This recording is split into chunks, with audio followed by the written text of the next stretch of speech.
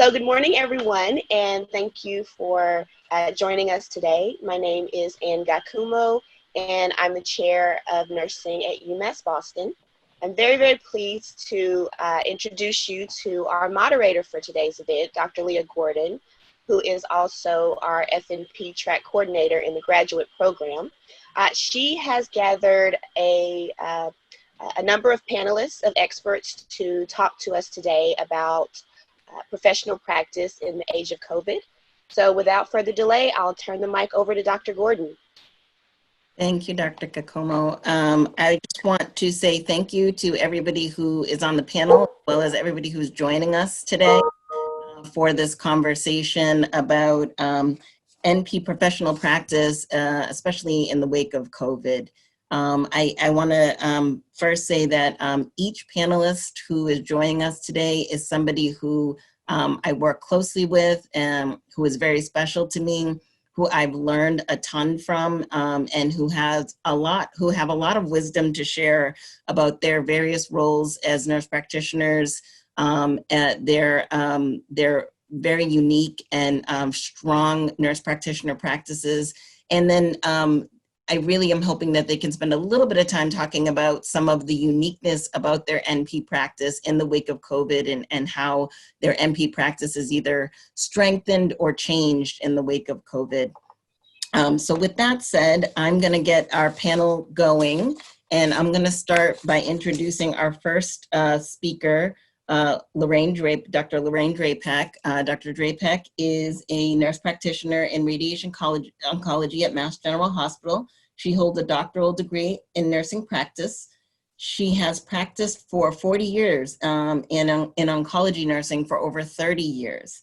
As a nurse practitioner, she focuses on curative and palliative care, symptom management, patients receiving care on clinical trials, and survivorship. Her oncology experience is general scope with a concentration of care with patients who have gastrointestinal cancers. Her doctoral work focused on establishing a sexual health clinic in radiation oncology, and I'm really excited to say that we not only use that sexual health clinic in radiation oncology, but our medical oncology colleagues turn to her as well. And I also want to share that she works with a variety of patients regarding sexual health, specifically women, female patients who are receiving pelvic radiation, but she also works with several male patients as well. She is currently running the sexual health clinic for female and male patients at Mass General Hospital. She also established a sexual health clinic in gynecology for women with gynecologic cancers in Botswana. Lorraine has previously served as a speaker and presentation in the Oncology Nursing Society, the American Society of Therapeutic Radiation Oncology, National Comprehensive Cancer Center's annual meeting, and the American Society of Clinical Oncology and Palliative Oncology Nursing Manual. She is currently the president of the Boston chapter of the Oncology Nursing Society, and Lorraine's special interest in care with patients with mental illness and cancer. She's a stakeholder and a member of the Cancer and Mental Illness Collaboration Board at Mass General Hospital. Lorraine, I want to ask you, I want to say, wow, with all that beautiful acknowledgement of all the things that you've accomplished. And I want to include that I practice as a NP in radiation oncology, and Lorraine is our charge lead nurse in our department, which is a new role that she took on literally at the time that COVID hit. And she has been an amazing leader for all of us in the NP role in our department of radiation oncology. So Lorraine, I just want to ask you, can you talk a little bit about what your professional practice looks like? And specifically as a leader now, what it looks like when you collaborate with your NP colleagues as well as your physician and other colleagues in healthcare? So yes, this has changed my practice quite a bit. For sure, and adjusting to the new role. But it's basically, for my practice continues. I guess what's really changed is so much has to be done virtually, and we do a lot of Zoom visits.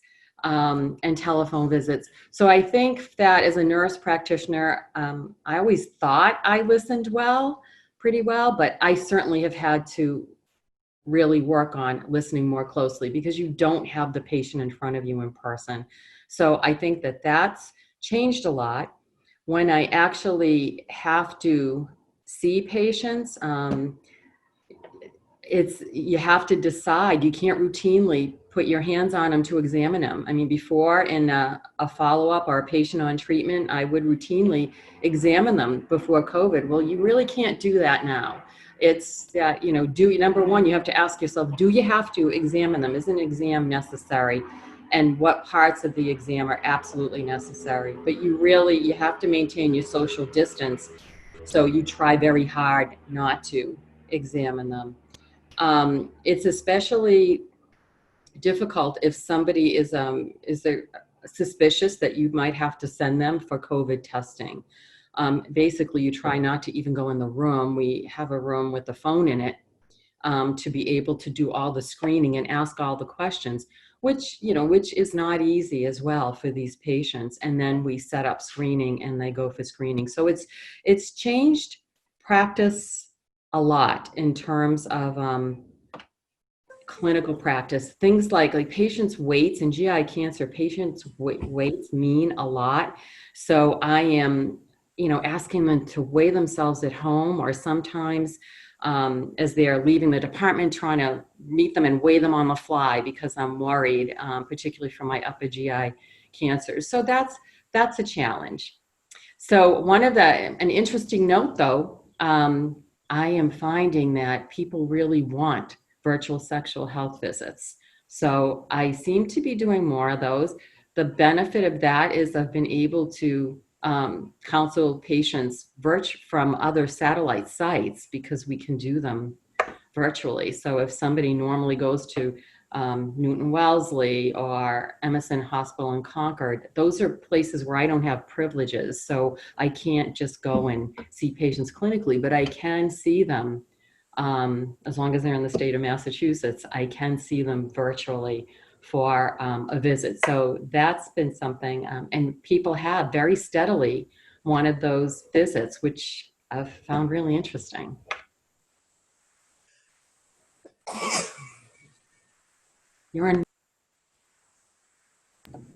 Can you speak a little bit about collaboration in your role as a nurse practitioner and as a nurse practitioner leader, and how that looked like prior to COVID and how COVID has now either changed or enhanced that? So in terms of okay, we'll start with the NP group. In terms of our NP group, we always collaborated, I thought, well, but we've really had to work on enhancing that, enhanced communication, conference calls, virtual meetings, and basically getting used to the fact that not more than one or two of us are on the premises when, 9 or 10 of us, which is the total amount, would be live before. We've had to adjust it's no longer about our practice. When we're in the department, we have to, because there's only 1 or 2 of us there, we have to symptom manage everybody now who comes through. And that's, that's a couple of hundred patients a day that can come through. So if anyone is needed on any service, we do their symptom management as well. So there's just a lot of collaboration. So how we work it is that we try that somebody will do symptom management and someone will do anyone who may be suspicious for COVID, may be involved in that, and that person will also back up for symptom management. We do miss our colleagues for sure. That's been hard. In terms of the physicians, I work with the physician that I've worked with for nearly 17 years, and I did not see him for over 2 months, which was very different for us to be in close practice and not see each other. We have a very good collaborative relationship, but more so it meant that the virtual visits were all that more important, particularly the follow-up visits, because they still had consults and all the other things that they need to do in an academic medical center. Yeah. And can you speak a little bit about the collaboration that you have now that you're in your leadership role? as an NP, like how you're collaborating across the board with so many various aspects of our department and keeping our department going and being that very necessary voice at the table that we never had before COVID. So there's the challenge, because we didn't have a voice before, and I think it's challenging for them. I would say what I've learned a great deal, because you learned the perspective of very different people. And in our department, we not only have administration and physicians, we have the radiation therapists, we have dosimetrists, computer IT, medical physicists, we have all kinds of people who get involved and who are involved. So there's a lot of different perspectives. They especially, I think for NPs, I guess have learned not to sell ourselves short clinically. Even though there are physicians on this committee, they're radiation oncologists. So it's the APPs, it's the nurse practitioners that know about the COVID.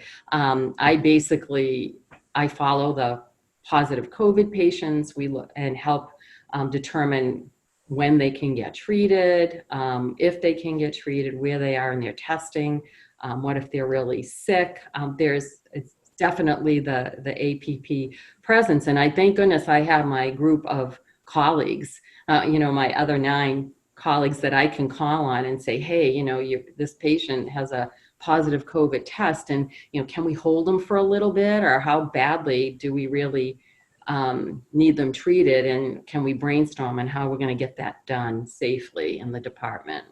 There's one question that's come in that I'm going to ask to you and both Kim when I get to Kim, but this question is, what do you think about the media featuring physician experts in healthcare issues related to COVID versus nurse practitioners, and in particular DMP prepared nurses? So I think it depends on who. I guess when I'm listening to, if I'm going to listen to anybody, I'll listen to infectious disease experts. That's who I really want to listen to. Really, to be honest, and I know this may sound arrogant, but a surgeon or someone, I wouldn't listen to a radiation oncology colleague about, physician about COVID. It would have to be a discussion. But I think, you don't hear, there are advanced practice nurses, nurse practitioners in infectious disease, and it really is a sin that we don't hear about them, because believe me, they are making the decisions in the hospital. That is who we see. In the outpatient departments, in the inpatient departments, they are the key people.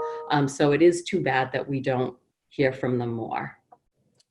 Thank you for that, Lorraine. And we will have a Q&A session at the end of this, so if you don't mind sticking around, Sure. Answer any additional questions. I appreciate all that you've shared. I'm going to move on next to Dawn Frazier. And before I read her bio, I want to share with people that Dawn, as well as Kim Noonan, were my preceptors when I was in my F&P program.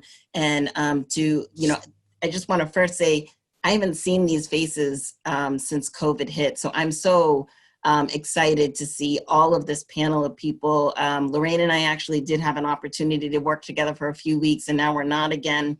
But I'm so emotional seeing these amazing faces here. And I just want to thank Dawn as well as Kim, because I wouldn't be where I am if they did not nurture me to be the F&P that I am today. So without further ado, Dawn Frazier originally earned her bachelor's degree in biology at Northeastern University in 1999 and took some time off to start a family. And then she enrolled eventually into the Regis College, the Master's of Science Nursing program, and earned her NP in 2006.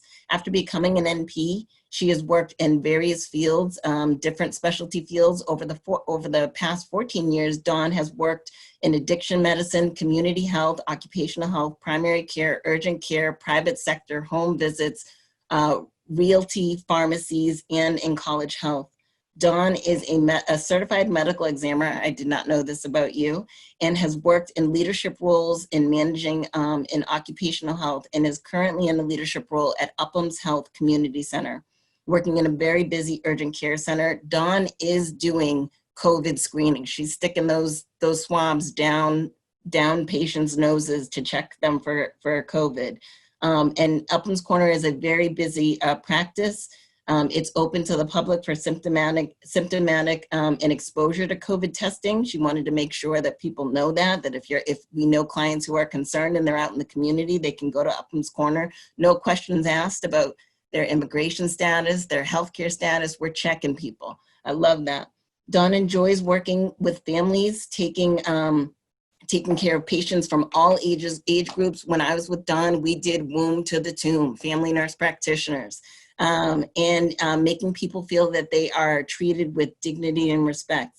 There is much that being an FNP, Dawn is proud about, and she stays interested and always is learning something new. Nursing has allowed opportunities for growth, leadership, and assessment skills for Dawn. So Dawn, with that said, I just want to ask you, what does your professional practice look like? And if you want to talk about it prior to COVID and how it's changed since COVID, that would be great, especially because you are working in communities with marginalized individuals, disparate populations. I'm really excited to hear what you have to share. Oh, thank you, Leah. Can you guys hear me well? My microphone is loud Yes. enough? It's changed so drastically. Honestly, when this first started, I was kind of like rolling my eyes in my head thinking, there's no way we're going to get to this. There's no way we're not going to allow people to walk in. There's no way that we're going to be stopping people at the door and taking temperatures. But what has morphed from maybe we should ask people if they've visited to China has now morphed into we don't see anyone in the clinic like most people do. It's all telephonic health, being hands-on in urgent care, which is most easily accessible for walk-ins, has changed a lot. Having to screen people out and do telephone visits. What I started doing, it's kind of was a learn and go. So people would come in, we'd be like, well, we don't know enough about their background. Put them in a room, put them in the room. Now they've already been exposed to the front desk, reception, my MA, my nurse. This isn't working out, but put them in the room. And then we decided to call them from the other room. So they're in our building, even though it's a telephone visit, we're talking to the patient before we go in, minimizing. So after we get all of the, all of their information, what they're actually here for, gown up, glove up, mask up, face shield up, and then go into the room and decide if they need to be whatever is going on with them. Oftentimes, I will ask them to be coronavirus tested outside because we do have the tent now. Now, this is all changed. So much has changed. If I chronologically told you of all the changes that have happened in this with coronavirus, I don't know if I would have to have written it all down. But we test outside, and testing outside is really important because you shed a lot of virus when you're testing. They're sneezing, it's uncomfortable, and that room has to be decontaminated professionally, and then a 30-minute lag. So you can imagine when we're moving back into seeing patients more regularly, like we're ramping up to come June 22nd. What is cleanup going to look like? How many people can we actually hold in the room, in the clinic when we're in the waiting room, which is usually full of 20 people? This is going to be interesting. Are we going to use text messages to tell people, come in now, we're ready for you? I mean, how are we going to not make sure that our staff doesn't get sick? And the biggest thing right now, I think that's affecting the clinic is there's no childcare. So a lot of our working moms can't even come back to work. So our support staff, so the NPs might be at work, but they don't have any support staff.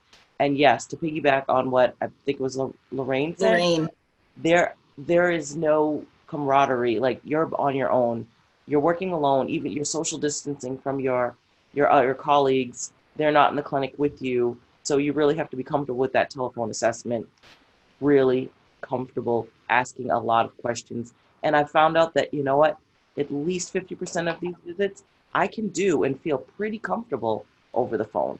I wasn't comfortable in the beginning. I'm like, this is not going to work out. I need vital signs. I need to look at my patient in the eye. I need all this background information. But if you're really good at taking a history and you're not distracted and you're in a room alone and you have an iPhone, that always helps. Because, or sorry, Leah's a droid head. If you have a phone that has a video, you can use that for rashes, musculoskeletal, etc. But I don't know. I'm going on and on. The point is things have changed a lot. Yeah. A lot. That's my dog. He just came to take a don't know why he came downstairs to say good morning right now, but he did. So anyhow, it's crazy. It's not fun. It's challenging. And working in the, like Leah says, I work in Dorchester. Dorchester seems to be very rampant with coronavirus. A lot of people are still working. They don't want to lose their jobs. They don't want to be exposed to coronavirus, but they also, it's a conundrum. Like, do I stay at home, lose my job? I mean, what's going on? In the beginning, when I had people who were being exposed and positive, they were tenants, and their landlords wanted to kick them out, like right there on the spot. Like, you have coronavirus, be gone. Where are they going? Where are they going to go to? And they wanted letters stating how long they should be out of work. A lot of letters.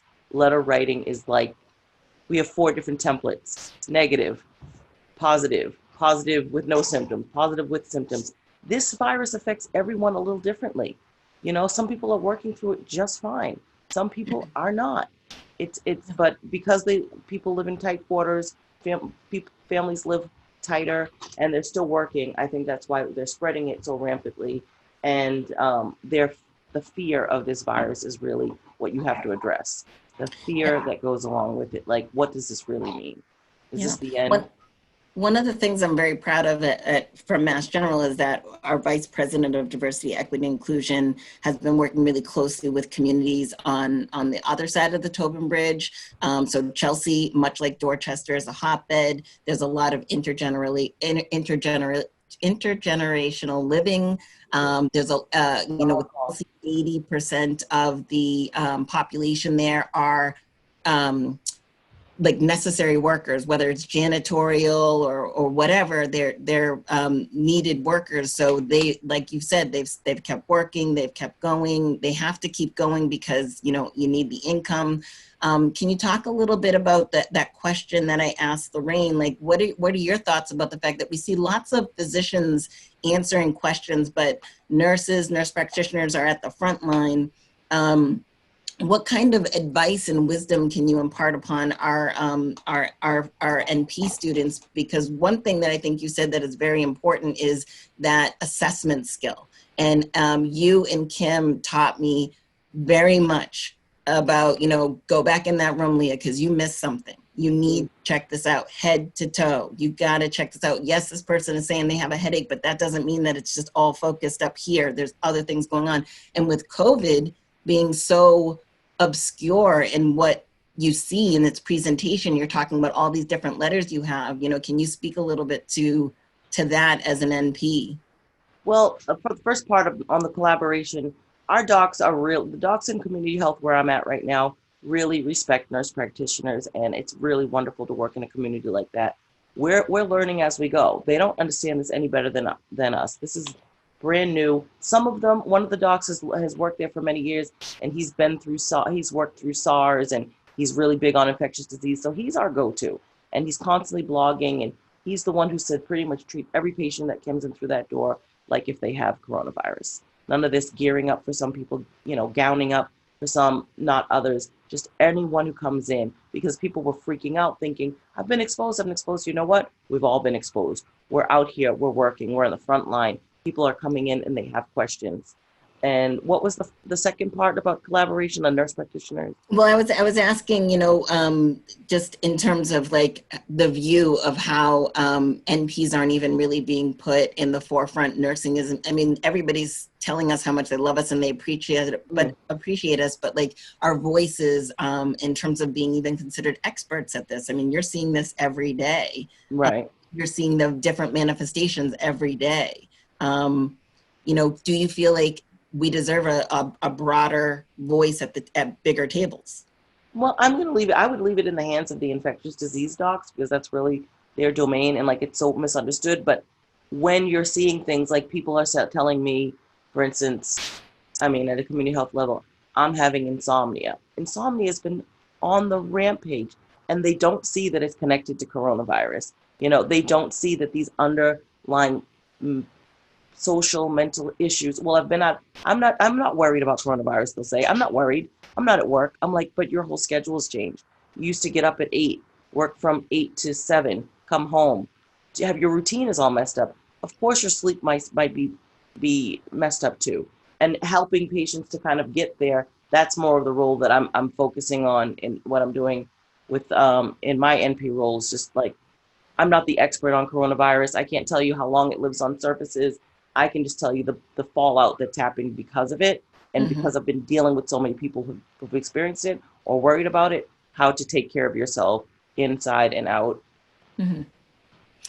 Thank you, Dawn. I'm gonna ask you again, if you don't mind sticking around.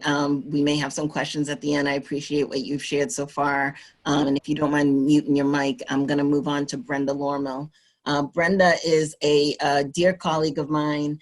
Brenda and I know each other because we were connected together by a physician who understands that we have a commitment to community, and I'll talk a little bit about Brenda's very specific commitment to community. But Brenda is a health equity nurse practitioner for the Tremere Center of Targeted Therapies at Mass General Cancer Center. She provides patient-centered care to underserved populations while helping them navigate the complexities of phase 1 clinical trial enrollment.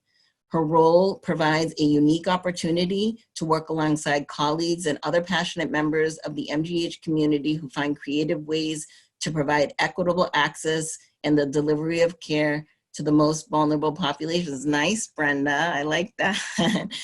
Brenda is devoted to improving access to care that has allowed the work to go beyond the walls of Mass General. Born of 2 Haitian immigrants, Brenda has personally witnessed the challenges of immigrant populations face when attempting to practice self-care while they navigate the healthcare system for themselves and their families.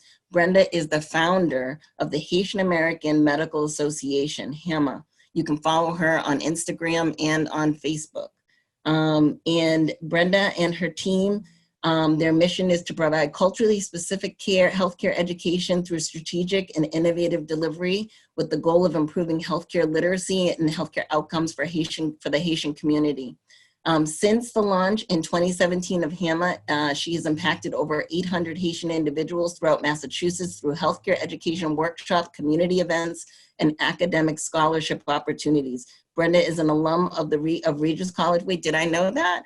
Of Regis College in Weston, Massachusetts, with her bachelor's degree and her master's degree, which she earned her bachelor's in 2011 and in 2015. Brenda, I don't know if I knew you were also a Regis grad. Crazy. Thank you for joining us. And again, I want to pose to you, can you please talk about your professional practice and what your professional practice looks like in the wake of COVID? Yes, absolutely. Thank you for having me, Leah. I enjoyed hearing from Dawn and Lorraine.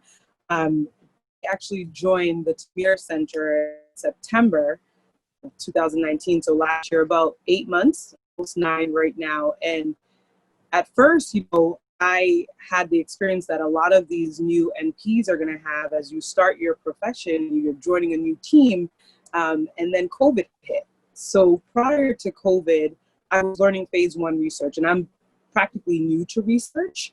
And there were a couple of systems that we were trying to put in place for our patients, working on the equity, trying to understand what are some of the fundamental things that need to be put in place for the practice nurses and the research nurses, and also the APPs in our program.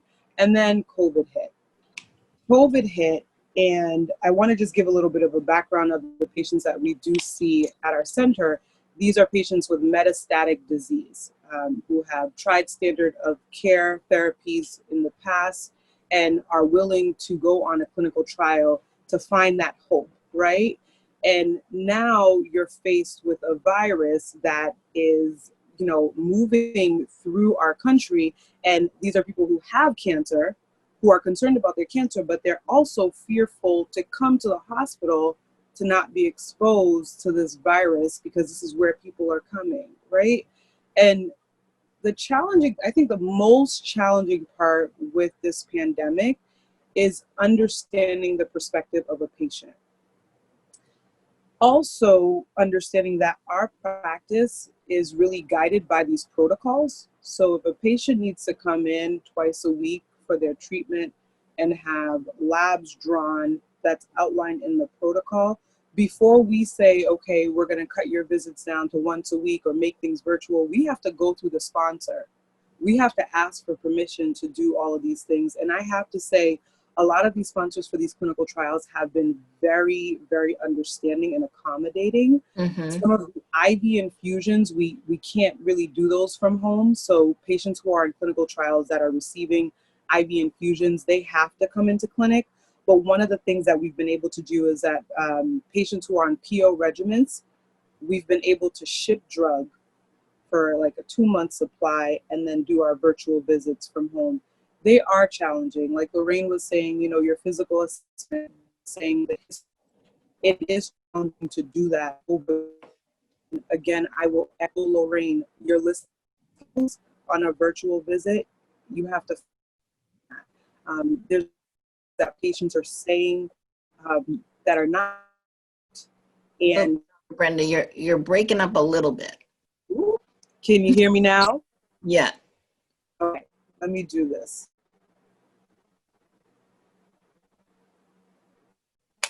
Can you hear me? Yeah. I just make sure people hear you because it's important what you have to say and share. Perfect. All right. So, you know, patients that are coming in that need IV treatment, they have to come in clinic. But our regimens, we've been able to ship drug out by sponsor approval, of course, but then have their visits be virtual. And like Lorraine was saying, your listening skills have to be sharp, and echoing Dawn as well. Grabbing that history is super, super important.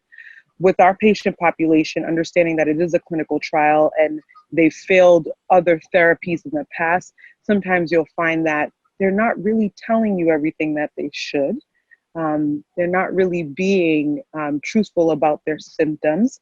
And I found that, you know, when family members are involved in these virtual visits, you'll get to the end and you allow the patient to speak. And I like to involve the family as well, because then you find out some truths that weren't expressed, you know, while you were doing your physical exam or your review of systems.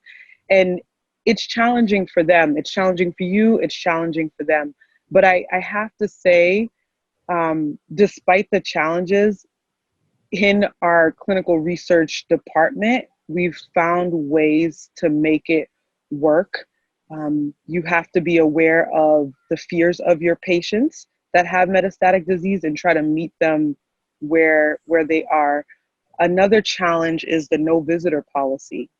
That really has made it challenging to care for patients. You know, having the support of a loved one at the bedside. Our visits are very long. Sometimes patients could come in at 8 a.m. and they're leaving at 7 p.m. because of labs and monitoring. And when you're used to having a son, daughter, spouse, cousin, or friend at your bedside, and now you're in a room alone, that's challenging. So understanding all the different layers and complexities of it, and just really meeting patients where they are has been huge. And just to switch gears a little bit from what you do at the Cancer Center, can you talk a little bit about how COVID is affecting the Haitian community here, and what kinds of things you think are important for our immigrant communities to understand in navigating the space of COVID? Absolutely. So one of the things that actually was shocking to me is that when all of the talks of COVID started, finding resources on the CDC's website that was actually translated into different languages was not there in the initial phases of things. And, you know, people were trying to do the best that they could. And that moment definitely marked the significance of community organizations for me. And I told our team, we had plans for 2020. We had big plans for 2020, and they've all stopped. They've all been on halt. And I said, okay, guys, this is what we were created to do. Finding the information and translating it and making it relatable to our community, but also finding the right platforms to deliver this information. So for the Haitian community in particular, you'll find some of the younger generations on Instagram, Facebook, and these social platforms, but they live on WhatsApp, right? You got to find out where your community lives. And all of our information was on Instagram and Facebook. And this whole pandemic has forced us to launch a YouTube page, because it then, all the videos that we've created can then be shared off of YouTube onto WhatsApp. And we've been able to target them in that regard. It's very important, I will say again, to find out where they live and how to reach them. We've found that there are younger populations that have been using our infographics that we have online and sharing them with their parents and their grandparents. So as a community organization, you understand your population, find out where they're living and how to reach them, and really rise to the occasion. When the information wasn't translated, we have, taken all the information from the CDC. That's the only website that we went to for all of our information, translated into the Haitian Creole language, and then not only just put it out there in terms of writing it out, we actually had infographics so they could connect what they're reading to some of these pictures, because Wow. literacy is a huge deal, right? Some people can't read, and that's a huge issue. A lot of immigrant populations that have migrated here from Haiti, if they had the opportunity to go to school in Haiti, a lot of these schools, they teach their students in French. Mm. So although we are a Haitian organization with information out in the Haitian language, but we add that infographic and created videos that if they can't read, they can listen. And again, trying to understand that our impact is you want to impact them and make sure that they understand what you're trying to say. And out of curiosity, I've been following what Dr. Betancourt's been doing out at Mass General, and just also some of the things that the Brigham and Women's Hospital are doing as well. Do you have any thoughts or feedback, especially because, as Dawn mentioned, Dorchester is a hot spot, Hyde Park is a hot spot. These are two very hot spot communities in Boston that are very diverse with Haitian citizens. Is there anything that you think we could be doing or should be doing better as it relates to our citizens here in Boston, or in and around UMass Boston, where many of our students look to do clinical placements, that you think we can refine, do better, or are there pearls of wisdom that you can provide to our students who might take care of Haitian immigrant communities in general, but also in the wake of COVID? All right. So the first thing, Dr. Betancourt, the work that they're doing, I think, is absolutely phenomenal. They have identified key stakeholders in the community in order to try to reach them, and that is the first and main thing. If you're trying to reach the people, you got to know who leads the people. And one hotspot that I would say that might be missed are the faith-based communities. A lot of our Haitian individuals, they're in church on Sundays, and they have this faith-based community, and those leaders are important because they are truthfully the channel to the people that you're trying to reach.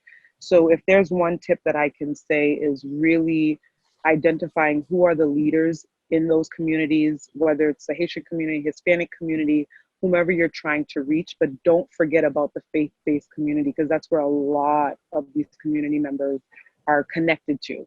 They're connected to. And then the second thing, can you repeat that second part of the question for the students?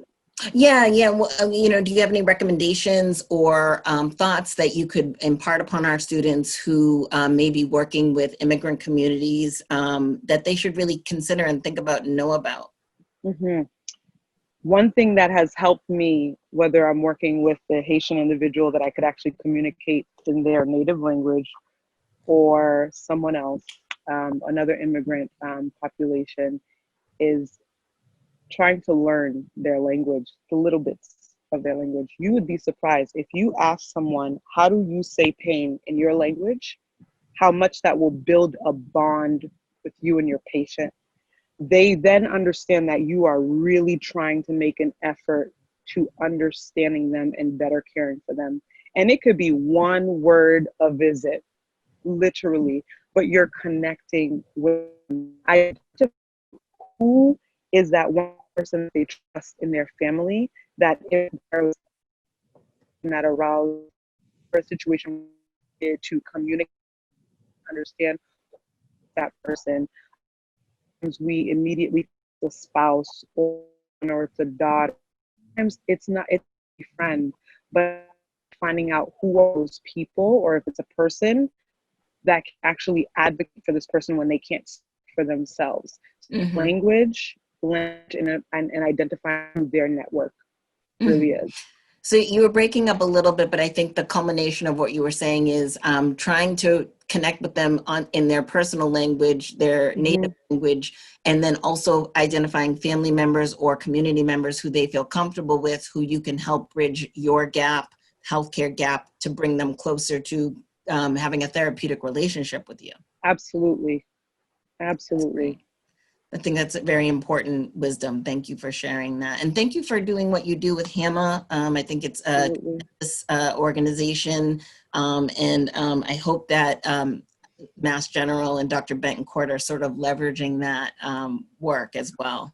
I'm going to move on to Heather Losey. Heather is, I'm really excited that she's on the panel. Heather is one of our faculty, which is really great and exciting. Heather graduated in 2009 with her master's degree, adult and gerontologic nurse practitioner, and from the University of Mass Boston. So she's not only one of our faculty member, but she's an alum as well. She earned her postmaster's doctoral degree in nursing in 2016 and is an ANCC board certified nurse practitioner. She practices at Compass Medical Center in Easton, Massachusetts. Heather's clinical interests include geriatric medicine, preventative medicine, general women's health, hereditary breast and ovarian cancer genetic testing, and panel genetic testing. She has an expertise in implementing genetic testing programs and education, provides the best practice in clinical care. Heather, thanks for joining us. Really glad that you're here, especially as one of our faculty and our alum. You have to unmute your microphone. And the first thing I want to ask you is, can you talk to us a little bit about your professional practice, how that's changed in the wake of COVID? Sure. Thank you for inviting me, and it's a privilege to be speaking with all these wonderful nurse practitioner panelists today. My practice has changed dramatically. I come from a group practice on the South Shore. We have about 5 locations. We have 55 nurse practitioners. It's typically a pretty bustling practice. In around mid-March, the company, we're affiliated with Steward. We started, speaking with people if they wanted to take voluntary furloughs, secretarial staff, medical assistants. Never did I ever imagine in my career that in a pandemic that I would be a person that was furloughed. 17 years ago when I became a nurse, I remember you could choose whichever hospital you wanted to work at. I think I chose Beth Israel. They sent me bouquets of flowers, and this was pretty typical for all of my UMass Amherst graduates. We had our choice of where we could work, so never did we think that this would affect us in this way. But as you can see, 1 in 10 people are now unemployed in the pandemic. In the beginning phases when I was working, we were doing weekly webinars, checking in on the latest evidence-based guidelines, updates from DPH. I think part of our downfall was that we didn't have a telehealth platform in place until around April 1st. It took about 2 weeks for compliance and legal team to come together to figure out, and billing, what the best platform for us to use for telehealth was. I am glad that I was able to participate in a few weeks of telehealth before I've been on furlough. So that was good, because I do find that about, 25% of my primary care visits are mental health, which I do feel I can do that over the phone and do med management and do therapies. So in some ways, I think this really is going to change our practice for the better in the future as far as access to care. And I think telehealth is going to stay. I think also some of the issues in group practice is a lot of our reimbursement is the fee for service. And since our visits were down about 50%, it really affected the ability for our practice to be able to maintain a payroll. So shockingly, about 55 NPs and physician assistants were furloughed. Some decided to work at Boston Hope and volunteer as work as registered nurses. Others like me ended up kind of mentoring their nurse practitioner students, which I'd like to touch on that in a minute, and also becoming preschool teachers, karate instructors, and early intervention and speech therapists, which is what I've been doing for about 8 weeks at home with my children. So it's been an interesting time. I did see there was a question, because this all did happen with a lot of the students, this transition, towards the middle of the semester. I did do many of my supervisory visits with the students before a lot of the restrictions were in place. And I tried to really be a sounding board for the FNP students as they were navigating through this difficult time where their preceptors were reaching out to them and saying, we don't have a place for you anymore.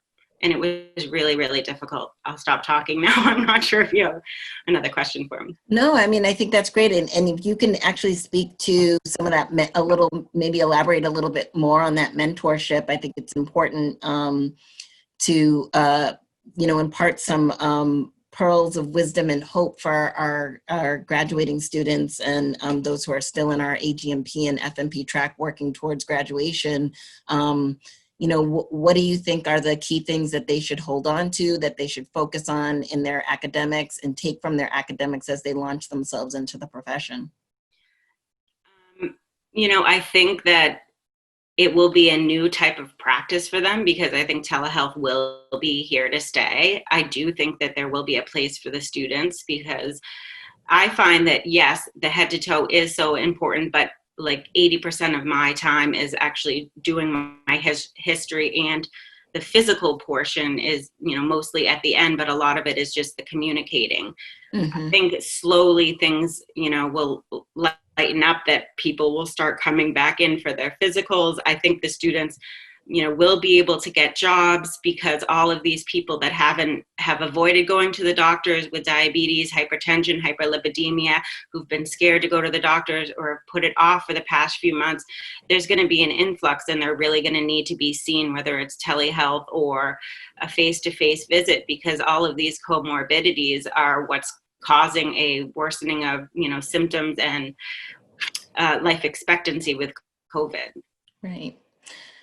That's really important what you're sharing. I think one of the things that I think is a sort of a silver lining of COVID is that our roles as FNPs, as AGMPs, is really going to be propelled because of, as you say, all of these things that if you have these risk factors can put you in a worse place if you get COVID. So I remember when I was going through my NP program, my instructor said, we're training you to be preventative care providers, but know that you're going out into a system that is actually managing problems rather than preventing problems. So I hope that the new way of thinking is that we actually can be preventative care providers and prevent these comorbidities from occurring if people are exposed to COVID or any other illness that could really worsen things, even with cancer. If you have multiple comorbidities and you have cancer,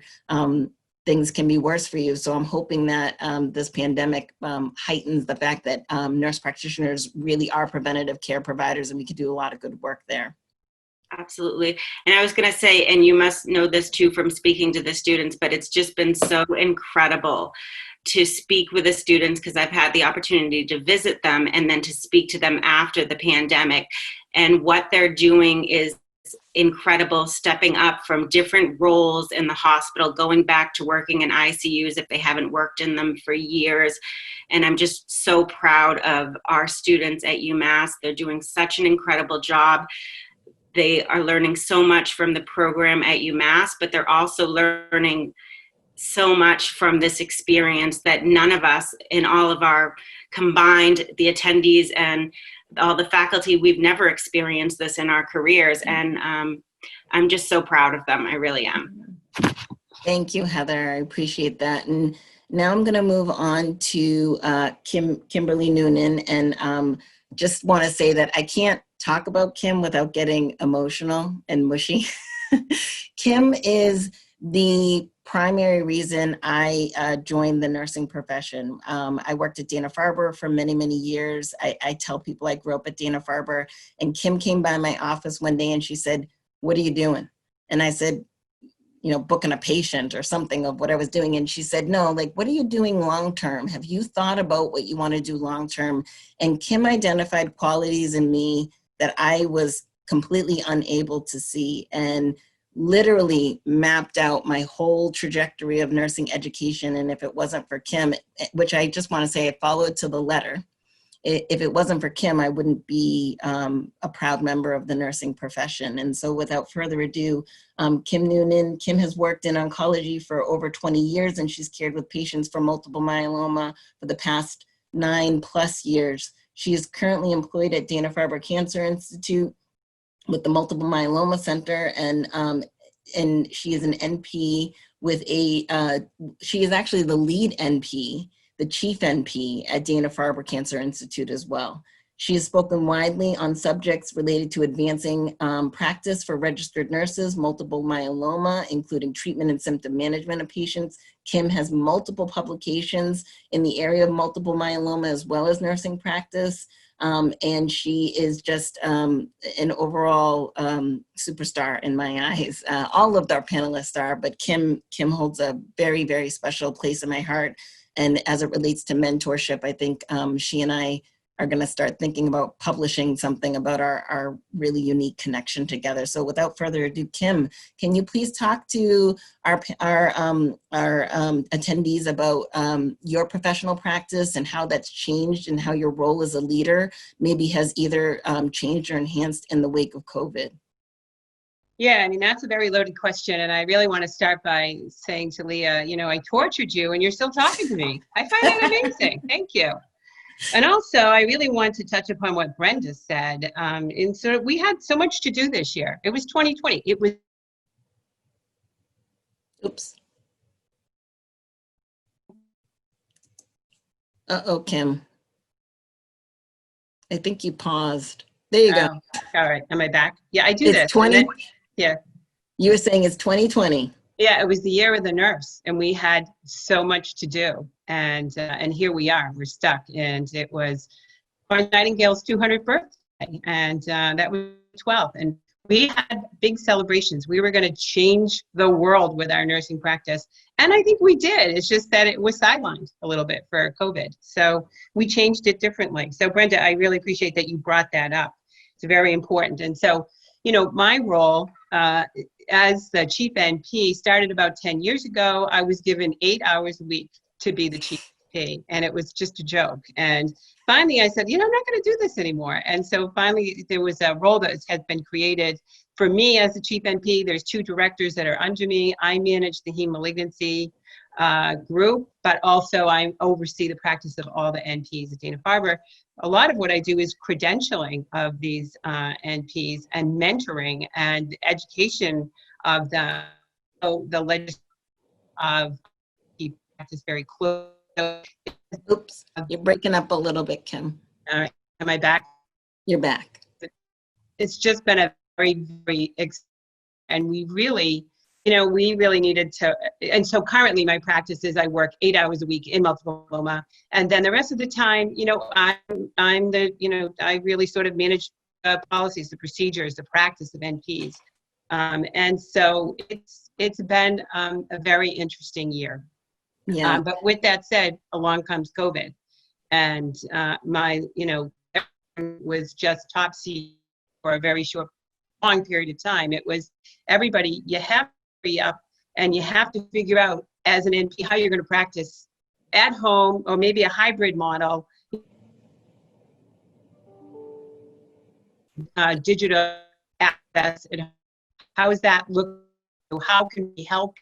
And then what percentage as the NP going to be in the clinic? What percentage are you going to do telemedicine? And that was, a very month. And I think that it might have been Brenda or that said, perhaps, it was tough because we were trying to get telemedicine up and running.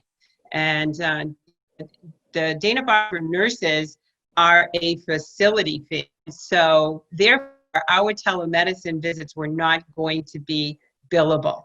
And so that came across, that came along as a pretty big hit, I think, for the MPs. But I think it also solidified our role and how important it was for us to be on campus, face-to-face, seeing these patients. Imagine being a patient during this time, which, many of you have already talked about. But, it's sort of like, if COVID doesn't harm me, then my cancer is going to harm me. And so, what is where do we go from here? And how do we manage this? And as providers, how do we think about this? And there were just so many questions, and they're still being answered. It's now we're sort of now we're into like the new normal, right? And how do we define that? And what are we going to do going forward? So, it's like so many, we've answered so many things, but we still have so many questions. Right. And I just want to pose to you that question that I asked Lorraine earlier. What do you think about the media featuring physician experts in healthcare rather than nurse practitioners, particularly DNP prepared NP and nurse practitioners? Yeah, I think that I love this question, and so I will sort of answer that as professionally as I can. And I think that, I think that this is a time, and I've said to the NPs, for you to define your practice. What do you bring to the table that is similar, but yet different than our MD colleagues? And we need to really have that voice, and we need to elevate that voice. And we need to work on that, and we need to work on that as a group. And when we saw that there was now all of a sudden we have an independent practice in the, ordered by the governor on March 26th, what does that mean to our practice? And I'll tell you, it kind of meant nothing at Dana-Farber. I put together a whole new policy. I was, I was slated to present this, and at the end of the day, it really didn't have a huge impact with, And before we go to asking some broader all-panel questions, and this is my hint to everybody to jump back on if you can, you hold a role where you are overseeing literally all the practices of NPs at the Farber. Is there anything that you've learned throughout this, that the role that you're in prior to COVID and in the wake of COVID with regards to how we mobilize together as units? You talk a lot about mentorship. As you know, you are a primary mentor to me, and I'm a little territorial of you sharing your mentorship with other people, but obviously you're somebody who people look towards. Is there some sort of pinnacle moment that has happened prior to COVID or in the wake of COVID where you've had to step up as a leader of nurse practitioners in a very unique way and sort of rally us together? I mean, I think that the NP need to think of themselves as a practice. What do we bring to that practice? And not to, so we have all these diseases, and so many times that practice is defined by our physician colleagues. I don't think that is going to hold going forward. We need to have an independent practice that we work collaboratively with our physician colleagues, absolutely. But how do we define our practice? And that's really where I want to put my energy. I think that's where I have my energy. What do you want to do? As in, this is you. How do you want to, how do you want to practice going forward? And it's a very, very important question. And and answered differently by our differences in practices. Do you have a, so when you say you want to focus on this and it's an area where people do have different practices, what wisdom can you instill that maybe we can uniformly have while we also have our very uniquely different practices? So I think that, again, I bring it back to the voice. And I think I bring it back to, so, what I did my doctorate work in was that, not that I wanted to have, I didn't want to define the differences. What I wanted to define was what was it that I brought to the table that was different than the other providers. And, and I think that for me, it was in my practice, that symptom piece. And, sort of looking at how is it that the NPs, look at symptoms maybe differently than our physician colleagues. And so on that, and it really sort of panned out. One area, it was multiple myeloma. It really needs to be brought to many different kinds of diseases, not just oncology. And so, is it that we can define our expertise and go forward as experts in the NP role? Thank you, Kim. I appreciate that. And I look forward to hearing more about your leadership and guidance for NP practice out of the Farber, because I think it will be a model that many of us in and around the city of Boston will be looking towards and fashioning our work around. So there's two questions I want to pose to the entire panel, and just certainly take your time answering. One is, do you think working with students, undergraduate or graduate at this time is appropriate or inappropriate, and why? Dawn, if you want to say something, you got to unmute. How do you even know I was talking? Just saw my mouth moving. Yes. I have a student right now, and he does his classes online at Chamberlain. Hold on, I'm setting my camera back up. I think I'm in the sun. Anyhow, he takes classes at Chamberlain, and for some reason he was with me before coronavirus started, and I swear the week after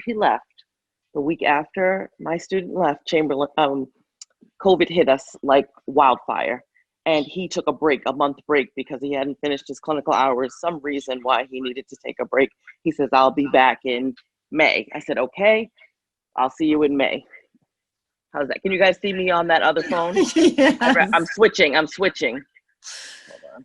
I'm switching. I'm working on two different systems. Because, I got to multitask. You got to mute that phone because now you sound double. Now I sound double. Hold, please. Here we go.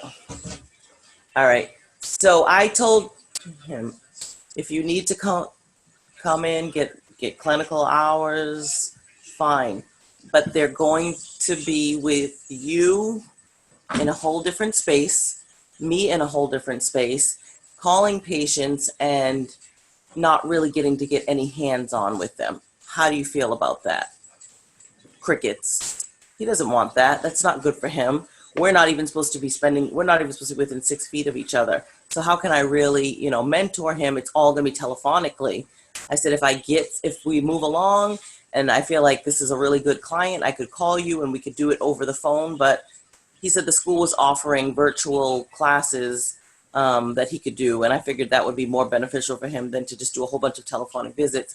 Plus I work in urgent care. So most of my visits are based on symptoms of coronavirus. I didn't know how beneficial that would be to him, so I let him make the decision of whether or not he wanted to be with me or not, and he opted to wait until things ramped up a little bit. Anybody else have thoughts, Kim? Yeah, so when this hit, I was giving a talk for the NPs around Dana-Farber, and I sat down after my talk to an email that said the clinical rotations for all students is canceled. And I thought, oh, what? Huh? How did that happen? It really was a decision that was made at the top, and I understand obviously why we had to make that decision. Our cancer patients were really at risk if somebody did have COVID, of really doing poorly. So, but I just felt like I had let the NP students down. I called a few of the deans to say, what can we do remotely to try to get these hours in? Now they're talking about, revamping up with the students and, and again, like, what if we have a resurgence? I don't really want to do that again to the students. And also I want to hear from the students to say to really discuss how difficult this time is. This is unprecedented. And, how tough has it been on you? And, I look forward to some of that feedback. Brenda, were you going to say something? Yeah, you saw me reaching to unmute, right? On all the free time that I have, I actually teach for Regis College, which I think is one of my favorite parts of my week. And I have students who are in their active simulation labs, and they were in their clinical rotations that got cut short. And for them, it's like, okay, I'm in this program and it's an accelerated BSN program and they're halfway through. They started with professional nursing, acute care, and then did maternity PD. And now they were supposed to be in their preceptorships this summer, and they don't get to have a preceptorship one-on-one with a seasoned RN and so forth. And they're feeling like the rug has been pulled out from underneath them. And some of their fears, we had class, so virtual sim lab last week, a first lab, and you're hearing it.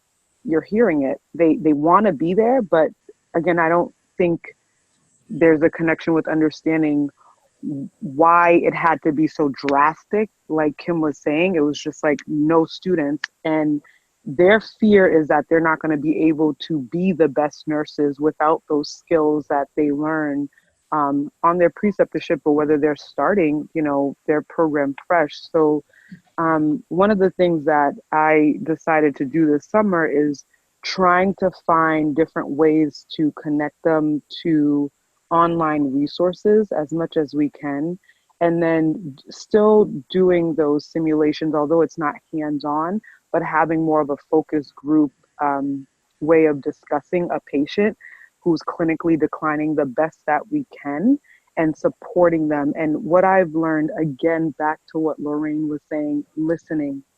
Some of these students just need someone who to listen to. Like it's not the same sharing it with their family members, because their family members haven't gone through nursing school and they're not working and they're not doing what they anticipate to do. So just finding a way to listen. But again, I'm not sure when students are going to be allowed back into the clinical setting. And I think it's going to have a long-term impact on our profession for years to come, because we just don't know, but we need to find a way to support the students and as institutions find ways to really beef up our orientation of these new grads. That's clutch, because they are missing chunks of clinicals, and we expect them to know and understand, but finding ways to make sure their assessment skills are fine-tuned when they first get onto the floor, teaching them about communication with patients and all that stuff that they pretty much missed for, if not their entire program or half of it, whatever it may be, and supporting them in those ways. Yeah. I think we're going to have to think about residency programs at our individual centers. So, and hopefully, the individuals who are on this panel can be part of that discussion. Lorraine, I didn't know if you had something you wanted to share about that. Well, like Kim, all of a sudden, like Kim said, all of a sudden you get the email one day that there's, at MGH, and I'm sure Brenda, you saw it too. No students of any kind, right? No medical students. There are no students. And understanding it and wanting everybody to be safe, but also thinking back to when we were in school and what if that happened to me? I can't even imagine. And I guess we have to think outside the box and think creatively to provide the best that we can experiences for our students, but whether it be virtually, whether it be residencies, as Leah just said, to come up with something so that we can continue to have new professionals. I mean, new NPs come out, a new talented pool. So, but boy, that is a huge challenge for sure. And so, clinical placements were a problem before COVID, and COVID has made it a disaster. And so I wanted to hear from Leah and Heather just about, how tough was it before, and now, what's the current state? So as the new track coordinator for the FMP program, I mean, one of the things that I came into, the leadership was very clear about this, was that clinical placements has always been an issue. And, one thing I think that UMass Boston is working to do, and one of the reasons why they were excited to bring me on, is to create these more robust community connections at the community health centers, as well as at our local hospitals. UMass Boston's mission is to really focus our work and our attention to disparate communities as well as other communities. So, here we are in the hub of Boston and have this opportunity to create really unique opportunities, whether that be with the Mass Coalition of Public Health, with the Boston Public School System, working with City Hall and Marty Martinez, who is the Director of Health and Human Services. So these opportunities are something I'm going to be looking to expand on this summer, which I'm really excited about, because these are things that I'm already connected and collaborated with, and hope that this can come to fruition in creating more opportunities for our students to have but clinical placement is challenging, specifically in the Boston and around the Boston area, because there's so many wonderful schools of nursing education, and it's so competitive that, we need to certainly consider unique ways to spotlight us. But, again, we're amongst many colleagues who have great programs as well. So it's been a challenge. I imagine it's going to continue to be a challenge, but it is very high on our radar at UMass Boston to work to create collaborations with people to form greater opportunities for our students in the undergrad as well as in the graduate school. There are two more questions I wanted to ask, because I think they're important. One is, one question says that many of you are working in the roles that are directly connected to public health practice. Do you think nurse practitioners need to think about adding components of public health education in advancing your current education, or do we need to pay attention to this with our NP education currently? So things such as epidemiology, surveillance, calculating risk reduction, population health science, understanding data and analytics. Do you think this is something that you guys need to maybe put into your practices, or are they already in your practices? And do you feel that future students need this in their education?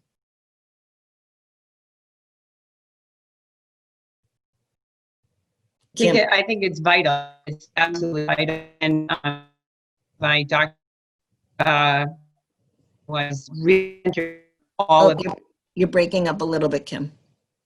And so my doctorate education was really centered around so many, epidemiology, surveillance, absolutely. And it's critical. It's critical that we understand and that we can reduce, health risks as we go. It's go. Lorraine? Yeah, I mean, I agree. And as Kim just said, you got a real big dose of it in doctoral work, but not as much in NP. I'm a UMass Boston grad too, and we definitely got that, right. But not what you get in the at the doctoral level. And I think that now we're with looking at what the track record has been of. I mean, all right, now we have a pandemic, and we haven't had that before, but we did have SARS and MERS, and we did. I mean, looking at what's happening and what's predicted going forward, and especially in infectious disease. I think in terms of surveillance, health risks for people, and epidemiology, that is going to have to be the basis of what we do going forward. I mean, when you look at who are the people, what the prevalence of COVID has been, and what populations it's affecting, along with the underserved, it's affecting, people who are obese, people who have diabetes. I mean, there's all sorts of health risk factors. So I think that Surveillance-wise, even though many of us specialize, we really are going to have to implement that in our practice. Yeah, I see Dawn has her mic unmuted, and I want to ask you this question, Dawn, because you know, much of what I learned about metabolic syndrome came from my time in your practice at Geiger Gibson when I was an F&P student. So what are your thoughts on the fact that maybe NP education needs to be more incorporative of calculating risk reduction, population health science, understanding surveillance, epidemiology? I mean, you truly get that in a very hands-on way. But do you think that there would have been some benefit of that being part of your NP education? Absolutely. I mean, obviously, you can't expect that this would ever happen or that we'd be dealing with it, but we kind of understood it. We saw it.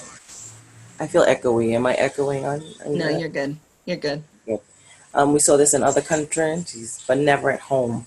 Now that it's here, we're right in our lap. Same way that mass shooters and, you know, preparing for that type of craziness that could happen in a health center, in a school, or wherever, you know, we really need to be prepared.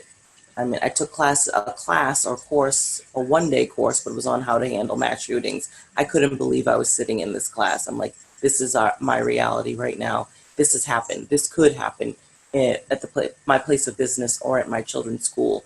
The same way with coronavirus, we have to be better prepared. We must be better prepared. Nurses have to have a class on this, part of their curriculum, on how to handle a crazy virus that no one understands. We have to be at the forefront and ahead of it, not behind it. The final question I want to ask, and I'm going to certainly ask Heather and Brenda to chime in on this, as well as the rest of the panelists. But one question is, I hear much discussion about the importance of telehealth in our current healthcare climate. What advice would you give nurse educators on generating and integrating telehealth into our curriculum?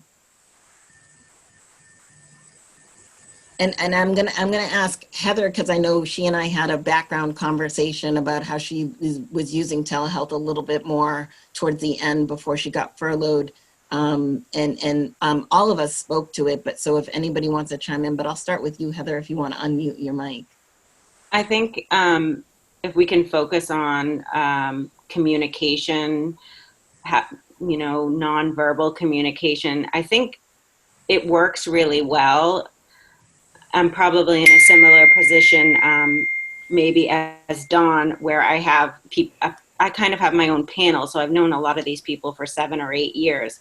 So I know them very well. So my comfort level is a little different, but I think how to be appropriate, how we can assess patients on the phone, because that's how it's going to be. For example, I was very surprised, but my son may need his tonsils out. Thank God I've got an otoscope at home, but I have opened up his 4-year-old mouth, taken a picture of his tonsils, and uploaded a snoring video, and they think this is okay. This is how they're going to do the visit with him. They don't want him to come in, and I really think this is how it's going to be in the future. Do I think that's the best way to do that type of visit? Probably not. Are they lucky that the mom's an NP with an otoscope? Yes, they are. But I think this is going to be very difficult, and I think we're going to really have to work on that in the curriculum. And I think we probably need to reach out to people like Dr. Mulready Schick. She'll probably have a lot of insight on that. Brenda? Yes, I totally agree with Kim. This is like our new normal. That we're heading into a new normal. And I'll also speak for the immigrant populations. Again, Heather says it, you know, you have to be able to be comfortable with communicating. But then how about the complexities of someone who doesn't speak English as their first language, right? Mm-hmm. We have to think about all of those challenges. And if we're thinking about this being our new normal, I totally agree. Just as we talk about population health being integrated into some of these, the coursework of becoming an NP, telehealth should be just as equal of a priority, because this is what a lot of these nurse practitioners are going to be faced with, and this is going to be their new practice. But again, that Oh, extra layer of someone not geez. speaking English as their first language, that puts another set of challenges on the provider to connect with this patient, whether, like Heather, she has a whole panel that she's used to caring for. So she could read her patients when they're in clinic and probably through a phone, but again, these new nurse practitioners are probably going to be building their practices, and they're probably going to be in these community settings. And Leah, great, amazing job, and UMass Boston taking you on to build these community connections to find these rotations for the students, because they're huge. They're huge, and I really do think telehealth should probably be built in to what these nurse practitioners are being exposed to as they go through their programs. Thank you. So it's getting close to noon, and I certainly want to wrap up, earlier if we can, just because it's Saturday, and it actually turned out to be nicer than what the meteorologist said it was going to be. I'm just going to go row by row and just for who I see at the top there. Dawn, do you have any parting words that you want to share with our students and our UMass Boston community as it relates to your advanced practice, COVID, and any words of wisdom? Well, although it's a scary and unfortunate time to be a nurse, it's a great time to be a nurse as well. You can get really inventive. I've decided that I'm going to start a blood pressure clinic in a tent outside of my clinic because, one, I want to be outside and my patients don't want to come in.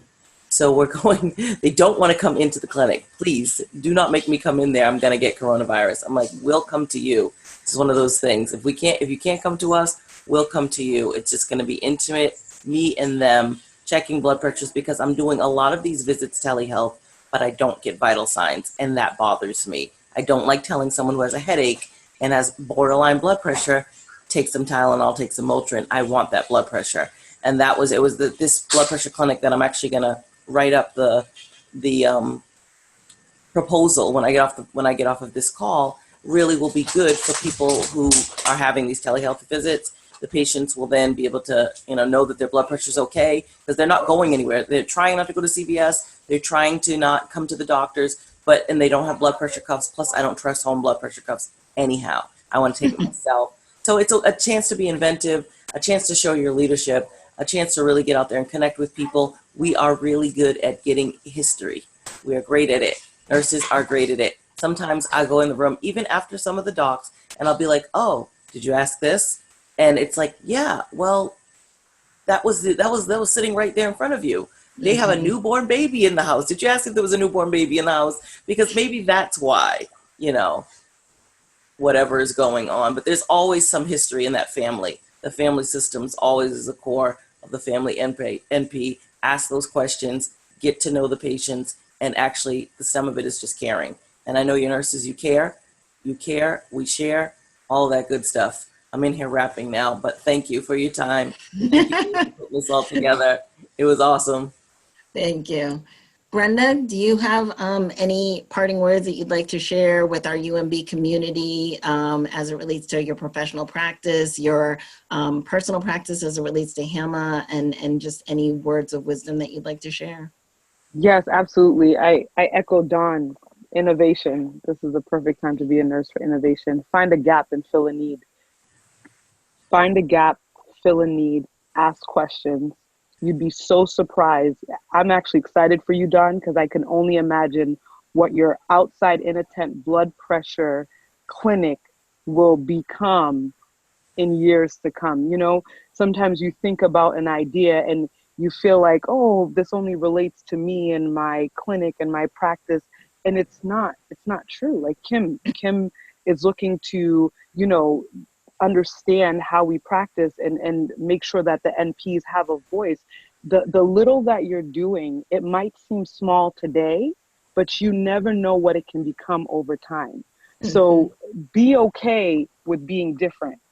Be okay with finding a gap, filling a need. Be okay with going against the grain a little bit. Be okay with asking questions. Be okay with innovation. Because again, our practice is changing. and you want to be part of that change in the way that you bring it. Like, no one can be you. You'll bring your best self to it. No one can build a blood pressure clinic like Dawn is about to build a blood pressure clinic, right? So my biggest thing is find a gap and fill a need. Thank you, Leah, and every wonderful people on this call. I really enjoyed my time here today. Can I piggyback on one quick thing that she just said, Brenda? Appreciate that. I'm so sorry, but as you can see, I'm at home and I can't unmute myself right now. Mommy, he's got something. Forget it. We'll just move on to the next client. Kelly Health is. He's got something. Dawn, mute your mic. Mute your mic. Got you. I got you. I'm going to move on to Kim. Kim, do you have any parting words that you'd like to share with our UMB community as it relates to professional practice? And I'm just going to remind you to unmute your mic. Yeah, I'm on.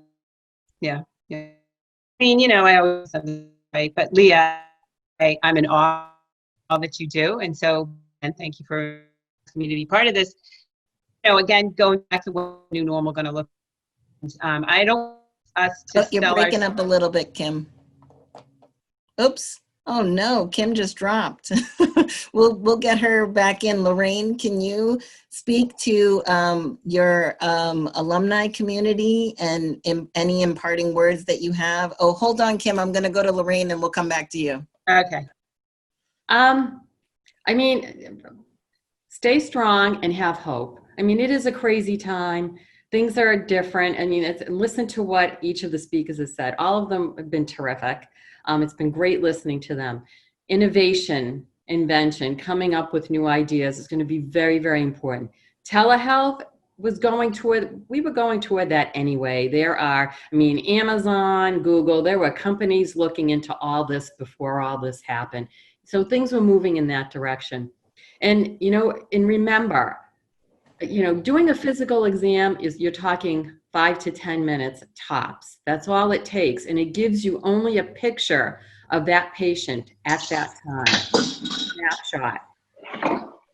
This assessing, nurses are strong. And that's really what, remember that as you go through. Dawn, you got to mute your phone. My bad. Mommy. Thank you very much, Leah, for inviting me. Thanks, everybody. It was great listening to you. It was great. And Kim, we'll go back to you. Yeah.